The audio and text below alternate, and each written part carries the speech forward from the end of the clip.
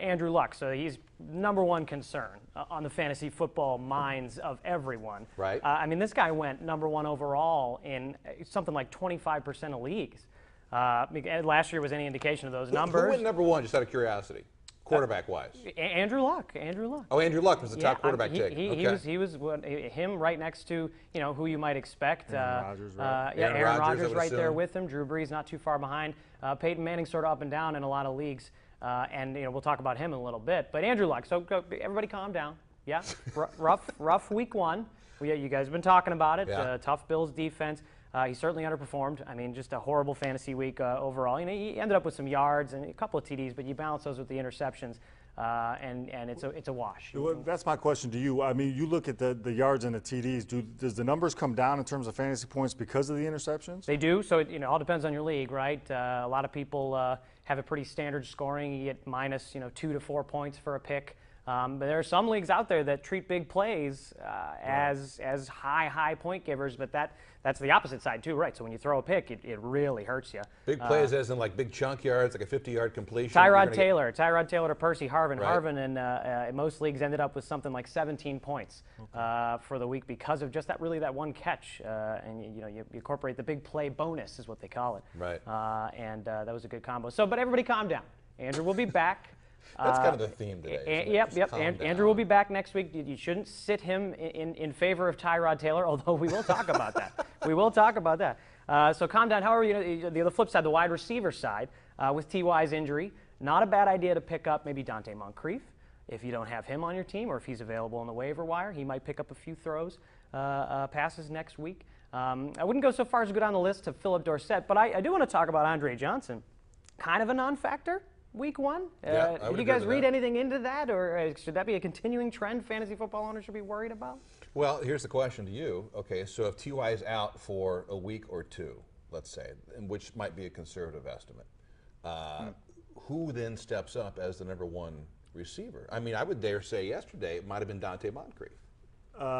I wouldn't say that. Is it still Andre? I would say it's still Andre because Andre still had the targets yesterday. He just didn't have the catches. So yeah, I think he had 10 targets, I think, or something like that. Yeah, he had 3 catches. Right. So it's one of those things where he was still getting the ball thrown to him, just wasn't getting the separation, wasn't able to make that tough catch when he didn't get the separation on the DB.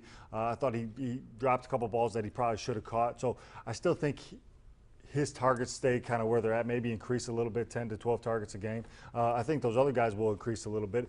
Philip Dorsett, he's going to come in as your when you go 3 wide receiver set as your 3rd wide receiver, but he always finds a way to get open. He always finds a way to catch the ball down the field.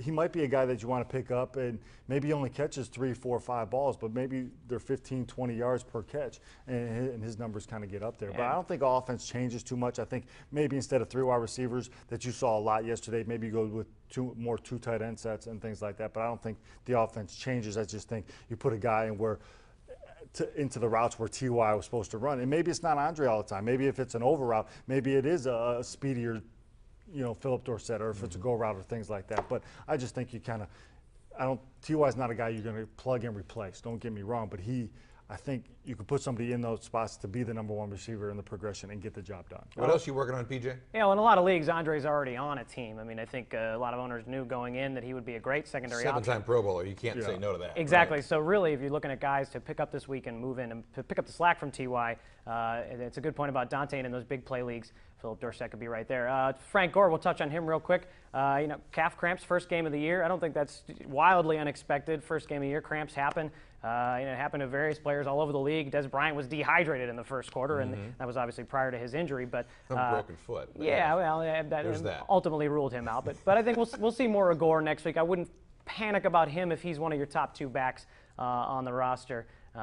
Moving on to other teams, I mentioned Tyrod Taylor. I mean, a lot of that was maybe a little bit of Colts cluelessness on the defensive side. He did have 2 big plays, really. If you think about the Percy Harvin and the 30-yard run of his.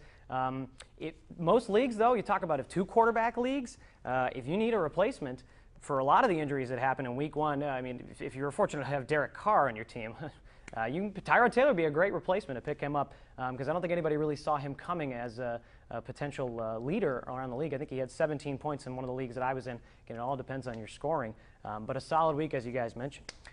Last thing, if you have Frank Gore and he knocks out a safety in the first quarter, do you get more points for that or not? Most likely not, unless you want to barter with your commissioner. Then he might be able to help you knockout out. points, right? Well, Knockout point. we'll run down a couple other worries or quick pickups. Peyton Manning, maybe don't freak out about him yet either. A lot of talk about showing age in his first week here. A lot of talk about that. A weak arm and not much production from his wide receivers. Demaryius Thomas injury doesn't help that. But I wouldn't freak out, Jesse. He finished with less fantasy football points than 17 kickers around the league. Wow. Fun fact for you to take away. But again, maybe Another question. Interception's bad. Pick six got to be really bad, right? Well, that actually doesn't count necessarily against the quarterback, but it all depends on rules. You can set it up that way, but that adds for the defense. If you had the Ravens' defense for that day, you'd be sitting pretty for that. Marcus Mariota, sharp, looked real sharp. Not a lot of leagues with him. Something like 25% of NFL.com leagues, a little bit more on ESPN. He's a solid pickup. I mean, a lot of people thought he would get it done on the ground, but I think his release point really impressed people. First week, he was really hitting the slant routes. He's a solid pickup. We'll move on to running backs real quick. Andre Ellington out with an injury. Chris Johnson's his replacement. He's going to get a good bulk of carries. Averaged pretty good yards per carry. I think he had 10 carries, 37 yards, while he was Ellington's backup, so he'll get a lot more action. Chris Ivory for the New York Jets, who we'll see next week. A premier back in that new system, 91 yards, 2 TDs in his first week. Now we're talking about the Browns, but you could see a similar performance by the ground and pound there from the Jets. And moving on from running backs to wide receivers, Sammy Watkins. You guys mentioned this. No catches, right? Yeah. Not a single catch. Vontae Davis, baby. Yeah, and good for him. Good shutdown. Percy Harvin certainly made up for it as far as the other option on that team. But I think now that people have seen Tyrod Taylor, Percy's just as good of a pickup as Sammy. Really, it's kind of dealer's choice Plan B, there. certainly. Yeah, exactly. But as Brian we mentioned went down 4 to 6 weeks. Terrence Williams is his number 2. He could be a good pickup. Not a lot of people in the leagues had that. James Jones. Just mention him real quick in Green Bay. Looked like the James Jones of 5 years ago. Yeah. Of course, you got Aaron Rodgers throwing to him. You can't rule him out. Finally, my pick of the week on fantasy. Oh, yeah, give it to us. If you're not paying attention to the Cincinnati Bengals, which, let's be honest, most people aren't, Tyler Eifert put up Gronkowski-type numbers. 9 catches, 104 yards, targeted 12 times. For a tight end, that's insane. 2 touchdowns to go with it. He's going to be a guy who's going to see a lot of attention over the middle of the field. The Bengals are very happy to get rid of former Stonehands Jermaine Gresham in place of Tyler Eifert. So that's my pick of the week. All right, stand by. We'll get to you more. Check out the hashtag Horseplay. See what folks are talking about on Twitter and online right now.